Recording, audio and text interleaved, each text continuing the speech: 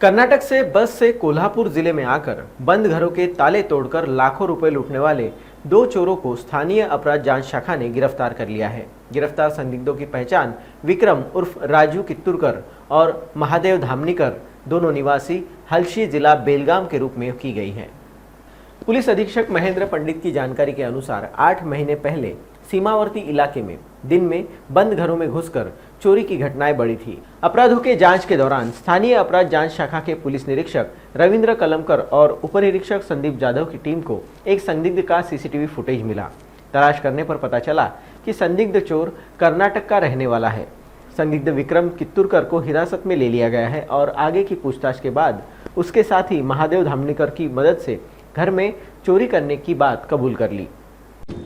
साधारण मे महिन्यापासून कोल्हापूर जिल्ह्याच्या सीमावर्ती भागामध्ये राधानगरी, मुरगुड, गडहिंग्लज, आजरा, चंदगड या भागामध्ये दिवसा घरफोडीचं प्रमाण वाढलेलं होतं।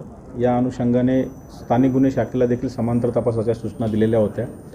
या गुन्ह्यांचा तपास करत असताना स्थानिक गुन्हे शाखेच्या टीमला एक आरोपी हा दिवसा घरफोडी करणारा कर्नाटकातून येऊन घरफोडी करतो आणि मुरगुड या ठिकाणी सदर जो मुद्देमाल आहे त्याची विक्री करण्यासाठी येणार आहे अशी माहिती मिळाल्यानंतर सदर पथकाने या आरोपीला ताब्यात घेऊन त्याच्याकडे विचारपूस केली असता मे महिन्यामध्ये कोडोली पोलीस स्टेशन या ठिकाणी जो दिवसा घरफोडीचा गुन्हा दाखल होता त्याची कबुली घरफोडी केल्याची त्यांनी दिली।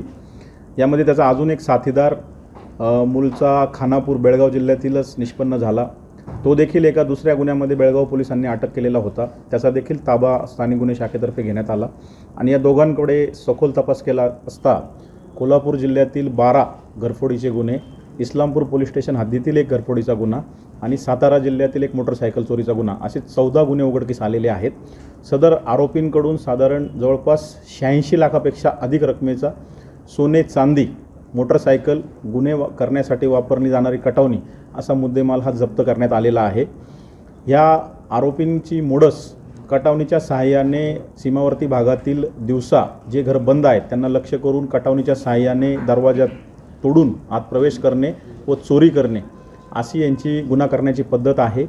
या गुन्ह्यांमधून जो मुद्देमाल या आरोपींनी चोरला होता त्यामध्ये जे सोन्याचे दागिने होते ते विविध फिनकॉप कंपनीमध्ये सोने तारण ठेवून त्यावर कर्ज घेणे आणि मौजमजा करणे असा देखील उपयोग या चोरीच्या किंवा घरफोडीच्या गुन्ह्यातून जो मुद्देमालाची विल्हेवाट लावून यांनी केलेला आहे।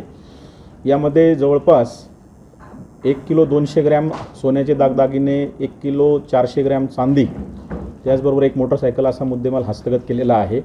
अजूनही 200 ग्रॅम सोनं हे हस्तगत करणं बाकी आहे आणि या संपूर्ण 12 गुन्ह्यांचा आता सखोल तपास हे संबंधित पोलीस स्टेशन आणि स्थानिक गुन्हे शाखा करते।